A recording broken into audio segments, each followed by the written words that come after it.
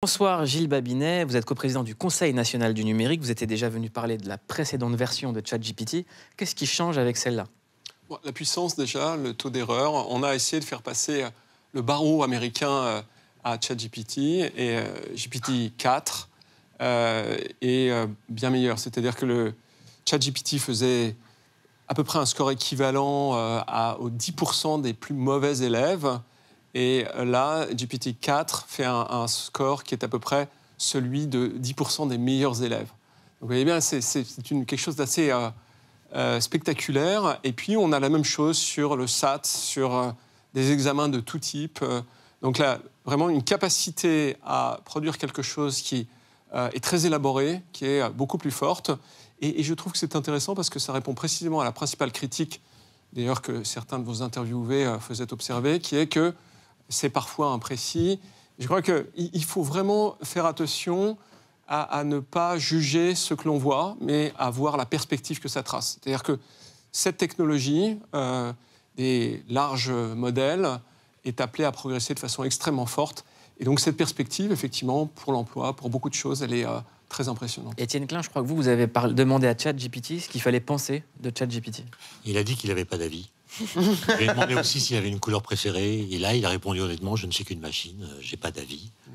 Et je lui ai demandé aussi, mais c'était la première version, hein, peu de temps après qu'elle soit apparue, comment est-ce qu'on a su que la Terre est ronde? La première réponse qu'il m'a donnée, c'est les photos de satellites. Je lui ai dit, réponse faible, on a su, on savait que la Terre est ronde bien avant de voir qu'elle était ronde. Là, il m'a parlé des mesures de diamètre de la Terre avec Eratosthène. J'ai dit non, Eratosthène, il a mesuré le diamètre parce qu'il savait que c'était rond.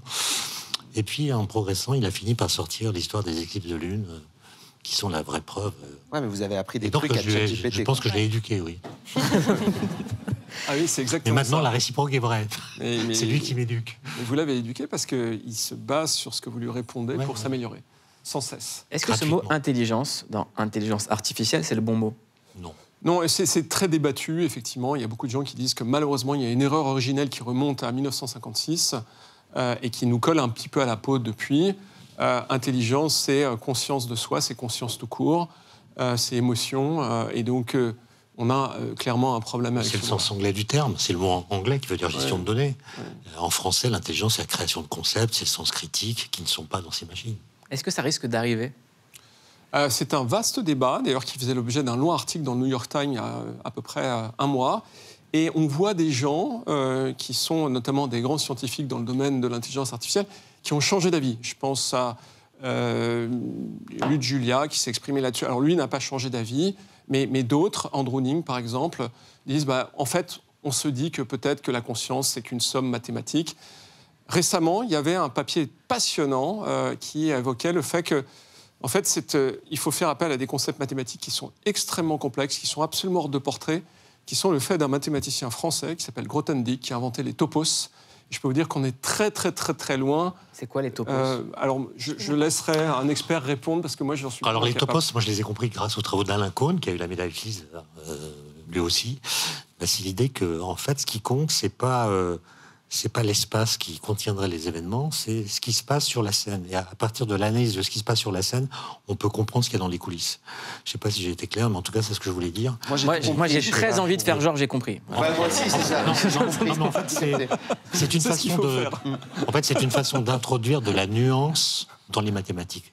En mathématiques, d'habitude, on fonctionne avec la théorie des ensembles, c'est vrai ou c'est faux. Et là, on construit plutôt ce qu'ils appellent des chemins vers la vérité, qui permettent de nuancer les choses. Et ce type d'intelligence, encore une fois, c'est vraiment le mot anglais qui convient, gestion de données, s'appuie sur ce genre de choses. Tout ça pour dire que je pense que de façon incrémentale, on n'arrivera pas à la conscience. C'est-à-dire qu'il nous faudra d'autres ruptures. Et on est encore dans le domaine de la science-fiction. Voilà, on peut dire aujourd'hui, de façon assez certaine, je pense, qu'on est très loin de machine consciente. Est-ce qu'il y a des métiers qui sont voués à disparaître? Alors, il y a de très nombreux travaux à cet égard. C'est un sujet qui me passionne. Et en fait, il faut bien savoir que cette peur ludiste, elle existe depuis l'origine de l'ère moderne, c'est-à-dire depuis 220 ans. À chaque fois qu'une technologie est apparue, que ce soit la machine à vapeur, le moteur à explosion, l'électricité, le télégraphe, etc., on a dit, et de façon assez unanime, les métiers vont disparaître. En réalité, ce qui va se passer, c'est qu'il va y avoir un très gros glissement des métiers. C'est-à-dire qu'il y a une étude que j'ai postée sur mon compte Twitter il y a 2 heures, un travail de recherche qui montre qu'aux États-Unis, on estime qu'à peu près 49% des emplois vont être déplacés. Alors ça veut dire quoi déplacés? Ça veut dire qu'on ne va plus travailler pareil. Quand vous avez un avocat qui voit qu'il y a une machine qui passe le barreau et donc qui est capable d'aller chercher dans la jurisprudence, dans le droit, en Europe, le droit européen, etc., vous dites que c'est plus forcément utile qu'elle fasse ça. Mais que l'avocat se concentre sur la stratégie de défense, sur comment rassurer son client, etc., ça sera toujours nécessaire. Les Cette mathématiciens, les écrivains, les auteurs, les analystes financiers seraient impactés par le développement de l'intelligence artificielle. Oui. Donc, par exemple, ici, Pauline, qui écrit des romans, Philippe, qui écrit des articles, serait menacé, ou même Étienne. En quoi il serait menacé? Je n'utiliserai pas le mot menacé, parce que je trouve qu'il est de nature à nous faire peur, alors qu'on a tout un tas de raisons de se réjouir de l'arrivée de ces technologies. J'entendais qu'il y a Jean Jouzel qui vient ici dans peu de temps. On a un enjeu fantastique, enfin phénoménal plutôt à résoudre, qui est celui de l'environnement. Et les outils de productivité, parce que c'est un outil de productivité, sont souhaitables et nécessaires. On a besoin de pas trop baisser notre niveau de vie, parce que sinon on va tous se taper dessus, et de résoudre un truc qui va coûter des trilliards de milliards de dollars.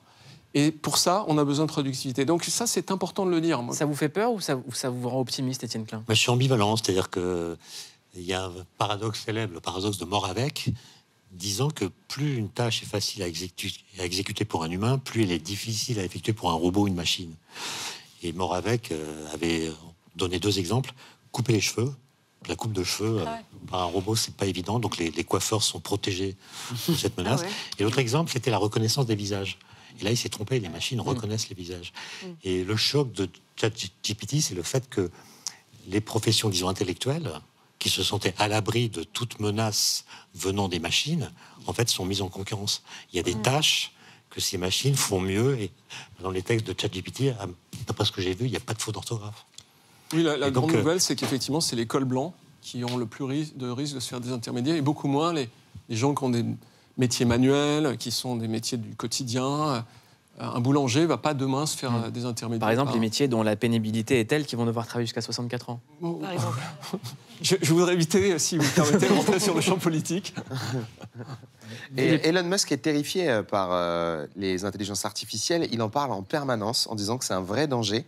Est-ce que vous identifiez de quoi Elon Musk a peur? Oui, alors Elon Musk est très ambivalent parce que c'est le fondateur de OpenAI, ce qui est derrière ChatGPT à cet égard.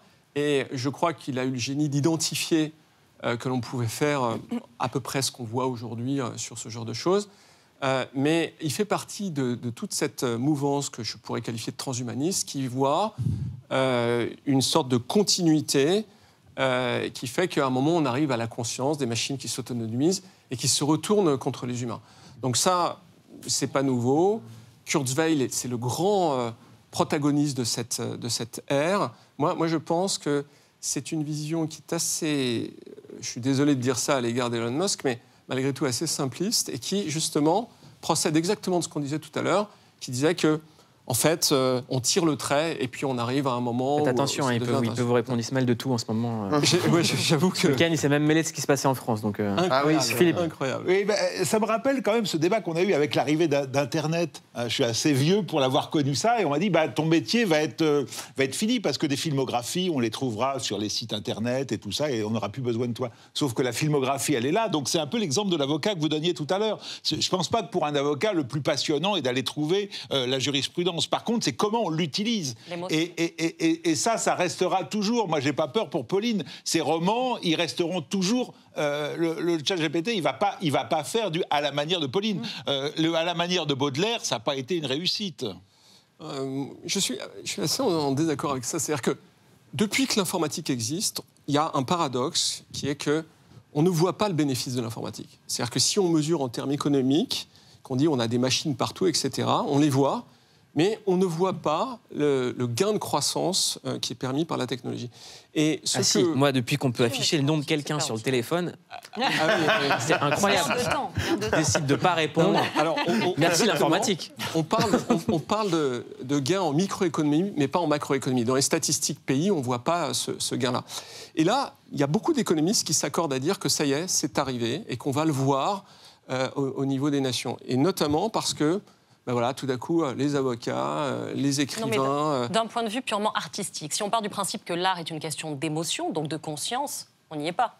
Écoutez, moi j'écoutais de la musique faite, c'était une sorte de melting pot des Beatles fait à partir d'autres technologies d'intelligence artificielle, et je suis un amateur des Beatles. Vous êtes face à un fan des Rolling Stones.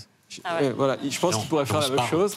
Vous arrivez à vous parler quand même, toi. J'ai trouvé que c'était assez impressionnant. Je trouvais que c'était quand même... il se passe quelque chose, quoi.